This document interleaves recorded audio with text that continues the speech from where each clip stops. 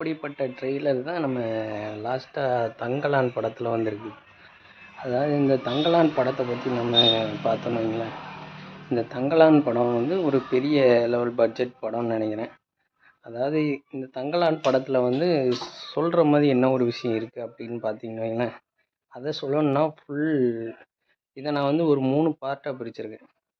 மொதல் பார்ட்டில் வந்து நம்ம ஹீரோவும் அவரை பற்றின விஷயங்களும், அதே மாதிரி இதில் ஒரு கேரக்டர் இருக்கும், அந்த கேரக்டரை வந்து பற்றி நம்ம பேசுவோம். அதுக்கப்புறம் 2வது பார்ட் வந்து அந்த படத்தோட கதையை பற்றி பேசுவோம். 3வது பார்ட் வந்து அதில் உள்ள டீட்டெயிலிங்கை பற்றி பேசலாம்.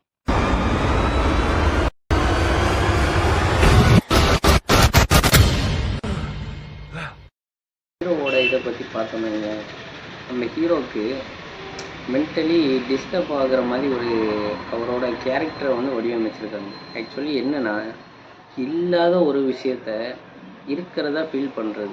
ஏன் அப்படி சொல்ல வர அப்படின்னு சொல்லி கேட்டிங்கன்னு வைங்களேன், இதில் ஒரு சூனியக்கார கிழவின்னு ஒருத்தியை சொல்லுவாங்க.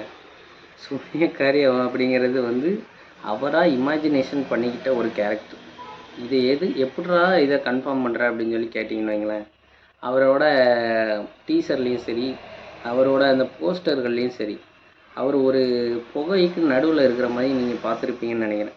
புகைக்கு நடுவில் இந்த அதனா பேக்ரவுண்ட் பிளாக் கலரில் அவர் மட்டும் இருக்கிற மாதிரி, இந்த மாதிரி இமேஜினேஷன்லாம் நம்ம ஒரு ட்ரீமில் இருந்தால் நமக்கு ஒரு ஃபீலிங் வரும்ல, அதே சேம் ஃபீலிங்கே கொடுத்துச்சு. ஆனால் இந்த இன்னும் என்ன இதை வச்சு கன்ஃபார்ம் பண்ணுறான்னு கேட்டிங்கன்னு, அதில் ஒருத்தர் இதில் சொல்லுவார், இந்த சூனியக்கார கிழவி பற்றி பேசுவார். அப்போ பேசிகிட்டு இருக்கும் போச்சில் அவன் அப்படி ஒரு ஆளே இல்லை அப்படின்னு சொல்லி அவங்க சொல்லுவாங்க, யாரையும் எதிர்த்தாப்புல உள்ளவங்க. ஆனால் இவருக்கு மட்டும் அது தெரியும். ஆனால் அதை ட்ரெய்லரில் தான் அது ஒருத்தர் வந்து சண்டை போடுறாங்களே அப்படின்னு சொல்லி கேட்டிங்கன்னு வைங்களேன், அதில் சண்டை போடுறது அந்த கேரக்டரில் இவராக நினச்சிக்கிட்டது. ஆனால் அதுவும் அவங்கள காப்பாற்றுறதுக்கு தான் பார்க்கும். அப்போது அந்த கேரக்டரும் இவர் மைண்ட்லேருந்து வந்தது தான். அங்கே சண்டை போடுறது வேறு யாரும் இல்லை, அவர் தான். இதை எப்படா சொல்கிற அப்படின்னு சொல்லி கேட்டிங்கன்னா, அதில் நீங்கள் நல்லா கவனிச்சிங்கன்னா தெரியும், அந்த கேரக்டர் வந்து அவர் கண்ணுங்களுக்கு மட்டும்தான் தெரியும். இதை வந்து கட்டுக்கதைன்னு சொல்லி அவங்க நம்புகிறாங்க. ஆனால் இப்படி ஒரு ட்ரைப் இருந்ததுன்னு வைங்களேன், ட்ரைபில் உள்ள மற்றவங்கள காட்டணும்ல, அவங்க ஒருத்தவங்களை மட்டும் தான் காட்டுறாங்க. இவர் அந்த கேரக்டர் எப்படி ட்ரைபுன்னு சொல்கிறேன்னா, அவங்களோட கேரக்டர் அந்த வடிவமைப்பு இருக்குல்ல, அதுவும் ட்ரைப் சம்மந்தப்பட்ட வடிவமைப்பு தான். இதுக்கு மேலேயும் டீட்டெயிலிங்காக சொல்லணும்னா, அந்த ட்ரைபு வந்து ஒரே ஒரு ஆள் மட்டும்தான் சூனியக்காரன் மாதிரி காட்டுவாங்க. ட்ரைபுன்னு எடுத்துக்கிட்டிங்கன்னா அவங்க கூட்டமாக தான் வருவாங்க. அப்போ ஒரே ஒரு ஆளை காட்டும் போச்சில் அப்போ உங்களுக்கு அந்த ஒரு திங்கிங் வருதா இல்லையா?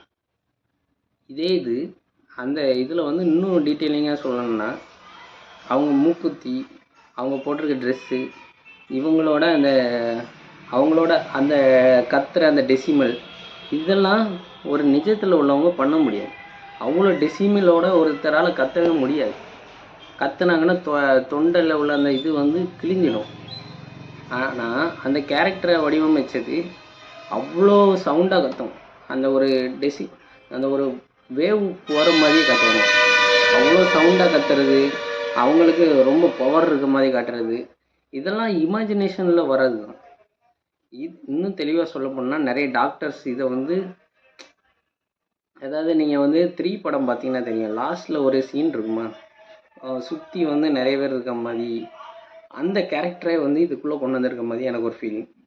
உங்களோட ஃபீலிங் என்னங்கிறத கமெண்ட் பாக்ஸில் சொல்லுங்கள்.